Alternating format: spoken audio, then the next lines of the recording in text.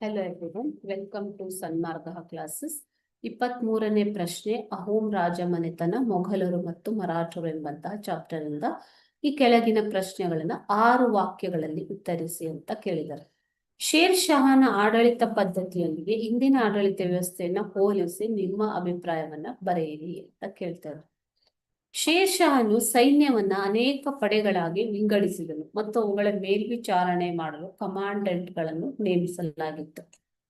ಈಗಲೂ ಕೂಡ ನೀವು ಸೈನ್ಯವನ್ನ ಭೂಸೇನೆ ಮತ್ತು ವಾಯುಸೇನೆ, ನೌಕಾಸೇನೆಗಳಾಗಿ ವಿಂಗಡಿಸಿದ್ದಾರೆ. ಪ್ರತ್ಯೇಕ ಸೇನೆಗೂ ಕೂಡ ಕಮಾಂಡೆಂಟ್ ಗಳನ್ನು ನೇಮಿಸಿರೋದು ನಿಮಗೆ ಗೊತ್ತಿದೆ ಅಲ್ವಾ.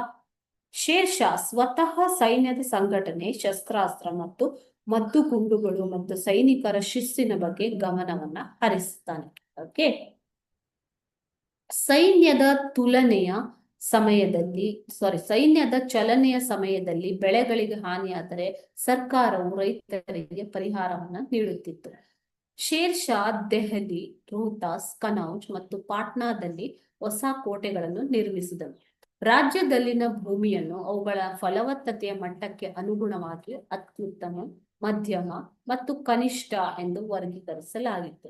ಕಂದಾಯವನ್ನ ವಸೂಲಿ ಮಾಡುವಂತಹ, ಭೂಕಂದಾಯವನ್ನ ವಿಧಿಸುವಂತಹ ಸಂದರ್ಭದಲ್ಲಿ ಫಲವತ್ತತೆ ಮಟ್ಟಕ್ಕೆ ಅನುಗುಣವಾಗಿ ಅತ್ಯುತ್ತಮ, ಮಧ್ಯಮ ಮತ್ತು ಕನಿಷ್ಠ ಎಂದು ವಿಂಗಡಿಸಲಾಗುತ್ತದೆ. ಓಕೆನಾ.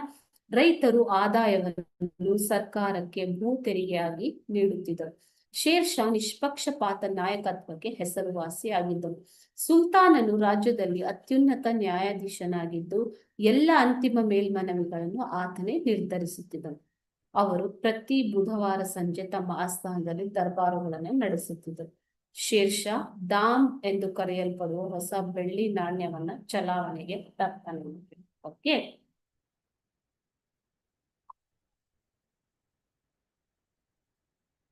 ಸೊ ಇದು ಶೇರ್ ಶಾನ ಆಡಳಿತ ವ್ಯವಸ್ಥೆ.